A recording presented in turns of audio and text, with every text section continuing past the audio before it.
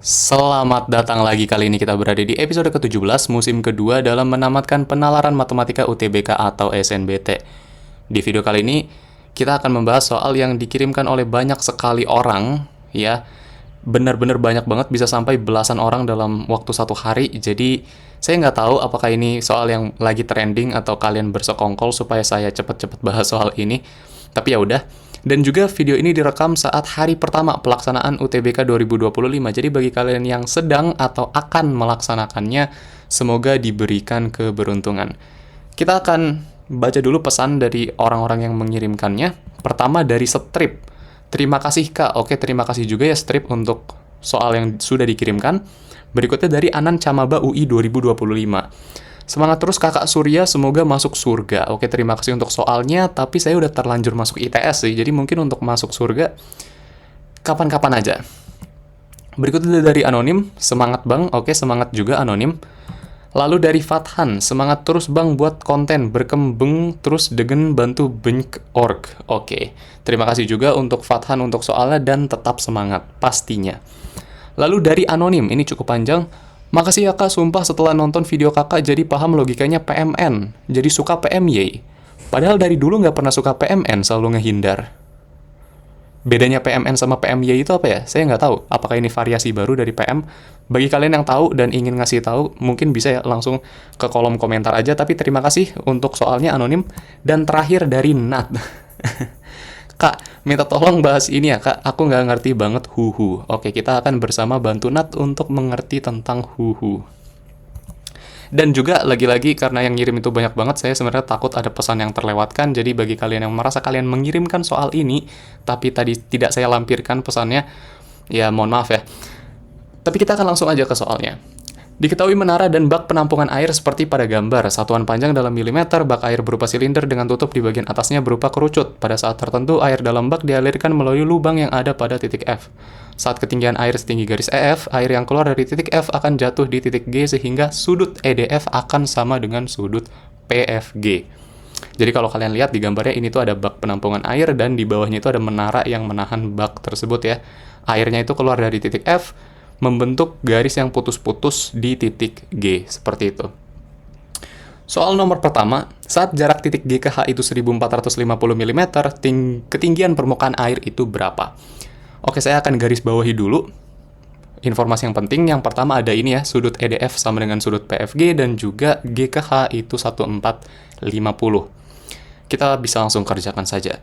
Ini saya buat gambar yang sedikit lebih bersih ya, soalnya kalau gambar yang di kiri ini tuh banyak banget angka-angka dan lambang yang bikin pusing gitu nanti untuk dibahas. Jadi nanti kita hanya akan menuliskan atau menyertakan lambang maupun angka yang kita butuhkan untuk soal tertentu saja. Seperti itu. Oke, apa yang kita miliki? Pertama-tama saya ingin menitik beratkan dulu atau meng-highlight bahwa kita memiliki segitiga, ya, yang saya tebali warna merah. Ini adalah segitiga DEF yang lebih kecil, dan nanti dia nyambung ke segitiga yang besar FPG. Ini tuh titik P ya, bukan titik A. Jadi jangan keliru. Dan juga yang kita cari adalah ketinggian dari air atau jarak dari E ke F. Oke, pertama-tama mari kita keluarkan dulu kedua segitiga tersebut. Berikan sudut theta yang sesuai, masing-masing di atas aja biar seragam. Lalu di yang kecil itu ada titik D, E, dan F, dan yang besar ada F, P, dan G. Nah, inilah sebetapa penting informasi yang ada di awal tadi. Ketika sudut EDF sama dengan sudut PFG, maka kita bisa menyimpulkan bahwa kedua segitiga ini itu sebangun. Ya, jadi segitiga EDF akan sebangun dengan segitiga PFG. Dan ketika kita mencari nilai suatu sisi segitiga dengan kesebangunan, berarti kita butuh juga nilai dari sisi-sisi segitiga yang lain, baik itu dari segitiganya itu sendiri maupun dari segitiga yang sebangun. Oke, jadi gimana caranya kita bisa mencarinya? Kita mulai dari yang paling jelas dulu. G ke H kata soal adalah 1450 mm. Jadi itu langsung kita pasang aja. Dan juga kalau kalian lihat di gambar, dari sisi bagian kiri bak penampung itu ya, ke bagian kanan atau titik F, itu 350 tambah 700 tambah 350. Jadi panjangnya adalah 1400 mm. Tapi gimana nih kalau kita cuma mau setengahnya aja? Berarti dari tengah ke sisi bagian kanan. Berarti ya tinggal 1400 dibagi 2 atau 700. 700-nya ini bisa langsung kita oper aja ke bawah, dan dari kedua nilai ini kita bisa mendapatkan panjang dari G ke P. Kalau misalnya G ke H itu 1450 dan dari P ke H itu 700, berarti dari G ke P tinggal 1450 dikurang 700. Ya kan? Kita mendapatkan nilai 750 untuk panjang dari G ke P-nya. Berikutnya, kita bisa mendapatkan nilai dari P ke F. Kalau kalian lihat, P ke F itu adalah tinggi dari menaranya itu sendiri. Berarti 1000 ditambah 1000 ditambah 1000 atau 3000. Dan ini saya geser aja ya supaya lebih kelihatan kalau dia itu adalah panjang dari P ke F. Kita langsung pasang juga. Dan yang terakhir yang warna hijau ini 1400 mm bisa kita oper ke atas sehingga kita bisa tahu juga kalau panjang dari E ke D adalah 1400 mm. Kita udah dapat sisi-sisi yang kita butuhkan. Sekarang kita hanya perlu menggunakan rumus kesebangunan saja. Mungkin masih ada beberapa dari kalian lagi-lagi yang terhambat dalam menentukan perbandingan dalam kesebangunan. Di video ini saya nggak akan terlalu dalam ya membahasnya. Kalau kalian mau mengerti tentang kesebangunan lebih dalam, kalian boleh banget nonton video saya yang tepat sebelum video ini, itu membahas tentang kesebangunan segitiga dengan cukup banyak lah. Jadi itu bisa menjadi latihan yang cukup baik juga. Tapi tenang saja kalau kalian nggak mau nonton yang itu juga nggak apa-apa. Di video ini saya akan bahas, tapi sedikit lebih dangkal ya, sedikit lebih umum saja. Saya akan ulangi, kalau kita membandingkan dalam kesebangunan, itu bebas banget kalian mau membandingkan sisi yang mana, asalkan konsisten. Konsisten itu seperti apa? Contohnya seperti ini. Saya membandingkan ED. ED adalah sisi tegak yang kecil per EF, sisi datar yang kecil, sama dengan PF, sisi tegak yang besar, per PG, sisi datar yang besar. Jadi kalau kalian lihat di sana saya membandingkannya dengan konsistensi. Kecil-kecil, besar-besar, terus tegak datar ya. Jadi nanti kalian tidak akan kebolak-balik gitu dalam membandingkan, dan semakin sering kalian berlatih nanti akan semakin mahir atau fasih juga ya kalian dalam menentukan perbandingan yang tepat. Tapi oke, kita akan langsung hitung aja. ED kita udah tahu 1400, PF-nya adalah 3000, PG-nya adalah 750. Ini boleh dikali silang aja, jadi EF kali 3000 sama dengan 1400 kali 750. 3000 bisa dibawa ke bawah, jadi bagi 0 di 1400 dan 3000 bisa dicoret, jadi segini, dan 75 bagi 3 adalah 25, 25 kali 14 adalah 350. Karena 350 masih dalam milimeter, dan yang ditanya itu dalam sentimeter, kita tinggal bagi 10 aja. Jawaban nomor pertama itu 35, yang C ya. Tapi, mungkin muncul pertanyaan dari kalian, kok bisa hanya dengan informasi seperti ini, kita menyimpulkan kalau kedua segitiga ini sebangun? Saya akan menjelaskan sedikit saja ya, nggak banyak-banyak, karena memang materi kesebangunan itu sangat luas, dan kalau dibahas semuanya nanti nggak sempat. Jadi saya akan bahas sedikit saja kenapa bisa seperti itu. Ini saya akan keluarkan lagi segitiganya, dan saya beri warna ungu. Jadi sebangun itu ketika ada dua bangun datar yang sebangun, sebenarnya yang kita maksud dengan sebangun adalah mereka memiliki proporsi yang sama. Contohnya di manusia, ada orang gitu. Kita bisa mengatakan dua orang itu memiliki tipe tubuh yang sama ketika mereka memiliki proporsi yang mirip atau bahkan sama, atau ada fitur-fitur perbandingan fitur tubuh tertentu yang sama gitulah ya. Walaupun mungkin tinggi badan atau berat badan mereka itu nggak sama persis, tapi ketika proporsinya sama, kita bisa mengatakan kedua orang tersebut memiliki tipe tubuh yang sama. Nah, itu juga berlaku untuk segitiga atau bangun datar yang lain. Ketika mereka memiliki proporsi yang sama, maka mereka sebangun.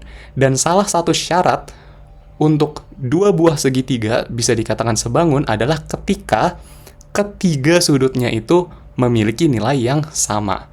Memangnya sudut-sudut itu apa aja? Oke, kita punya sudut theta ya pastinya, yang ada di D dan juga ada di F. Lalu kita punya sudut siku-siku yang ada di E dan ada di P. Nah, karena total sudut segitiga itu 180 ya, berarti sudut yang terakhir itu tinggal 180 kurang theta kurang 90. Nah, dari sini kita sudah mendapatkan bahwa segitiga yang kecil dan yang besar, mereka memiliki ketiga sudut yang sama besarnya juga. Artinya mereka proporsinya sama alias sebanding. Seperti itu kurang lebih, tapi lagi-lagi ini saya hanya akan membahas singkat saja untuk meluruskan atau menjernihkan kebingungan yang kalian miliki. Kalau kalian ingin mendalaminya lebih jauh atau tertarik dengan kesebangunan, kalian bisa mencarinya di sumber lain. Oke, kita akan lanjut dulu ke soal berikutnya. Tadi ya, karena ketiga sudut segitiga sama, maka dua segitiga tersebut sebangun. Oke, ke nomor berikutnya. Sekarang yang ditanya adalah panjang AB. Baiklah, saya akan tampilkan lagi gambarnya tadi ya. Dan ini yang ditanya adalah panjang A ke B, berarti yang miring ini.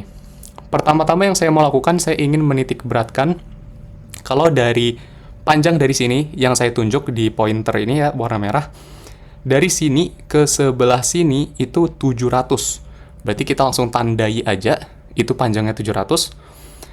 Kita bikin garis pembantu ke bawah yang putus-putus.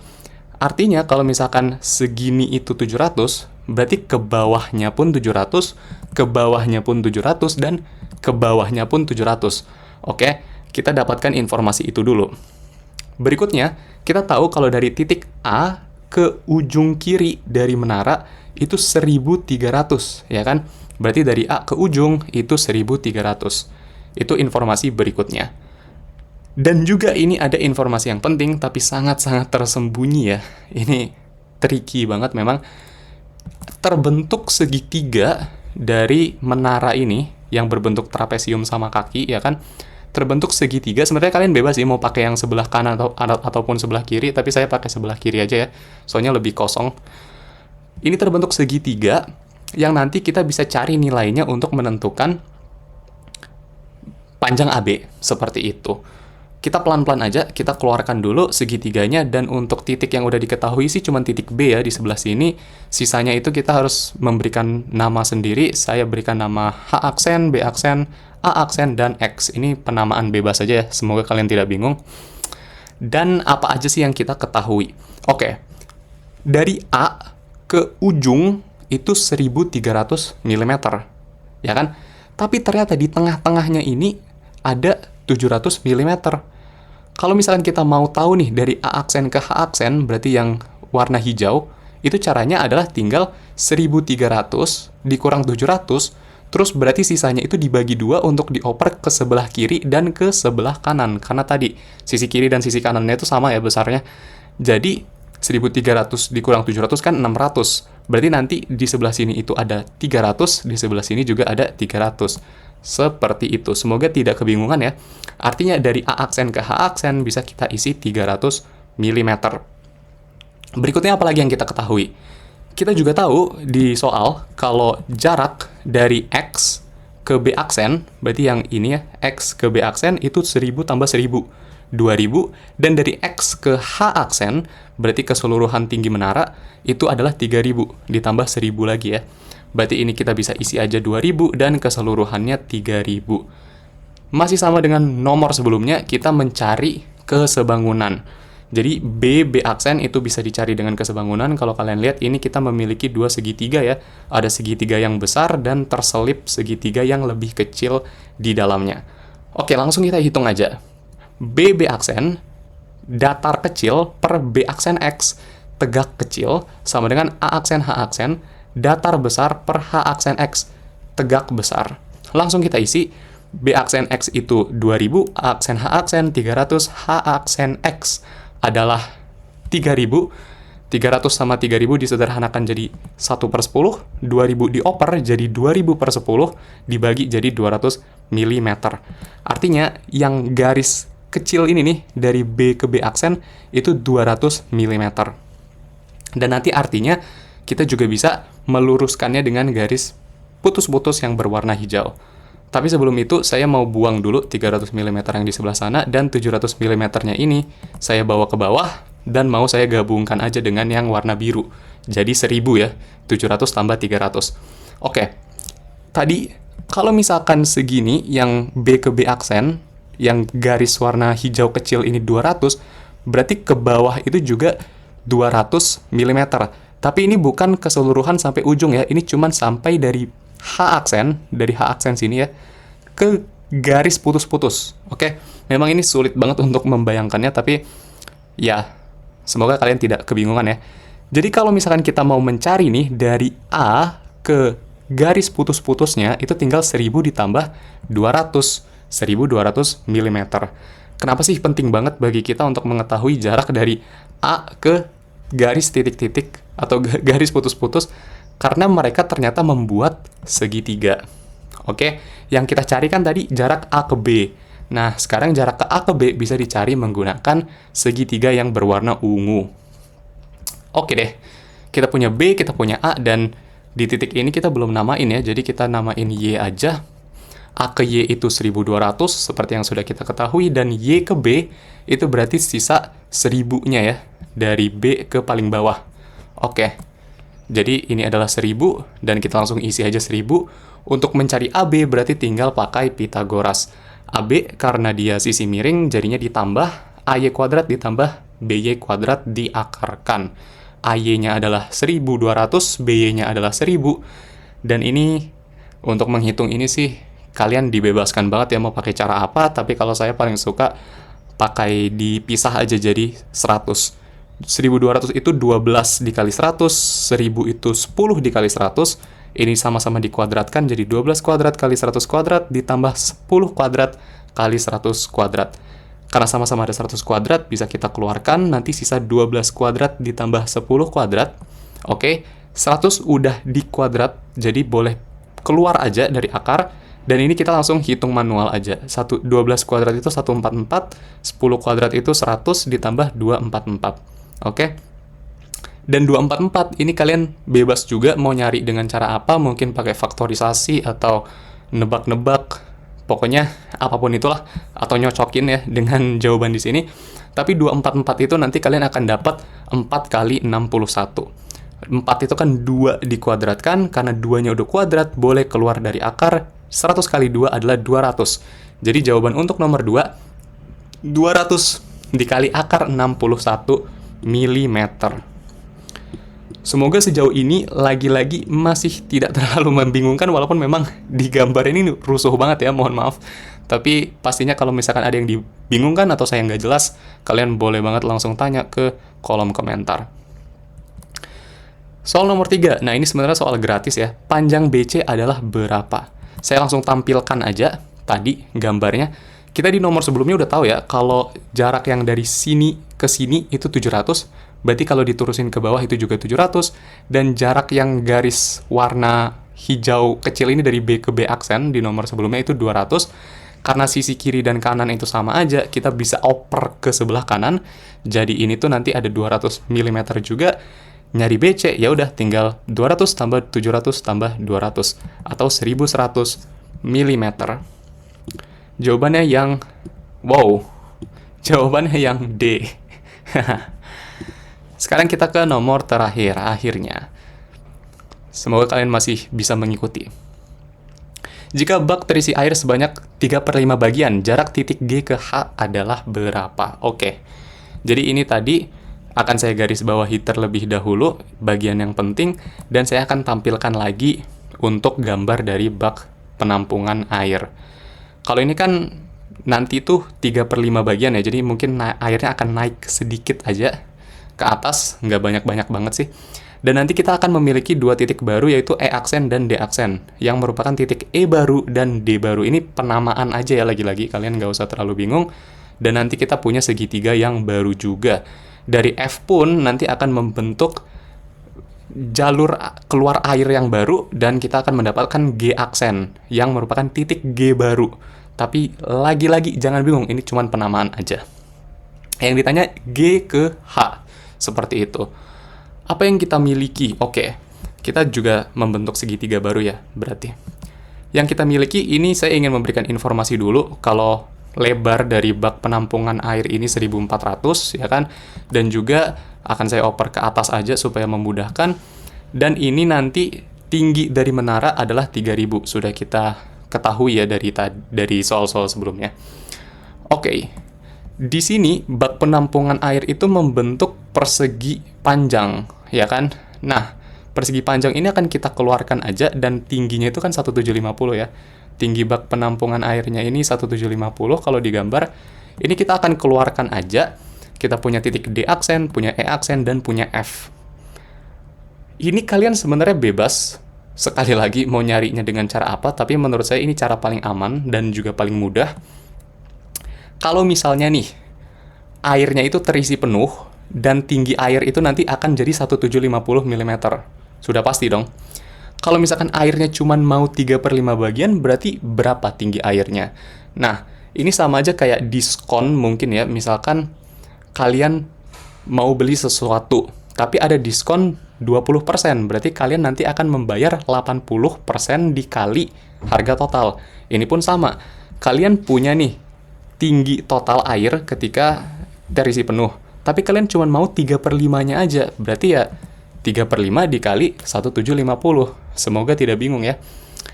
Kalian bisa pakai kesebangunan, kalian bisa coba cari luasnya dulu. Kalian banyak banget sih ini cara untuk mencari panjang dari E aksen ke F. Tapi menurut saya ini cukup mudah dan udah aman banget untuk diterapkan. 1750 dibagi 5 itu 350, 350 dikali 3 itu 1050. Jadi nanti E aksen ke F itu 1050 mm. Oke deh, kalau gitu kita tebalin lagi aja ulang segitiganya seperti di nomor 1 dan kita keluarin aja. Ada sudut theta, ada titik-titik yang sesuai, ada D aksen, ada E aksen, ada F, ada P, ada G aksen. Kita berikan nilai-nilai yang sesuai. Dari D aksen ke E aksen, berarti yang ini itu 1400. Dari E aksen ke F itu 1050. Dari F ke P adalah tinggi menara, berarti 3000.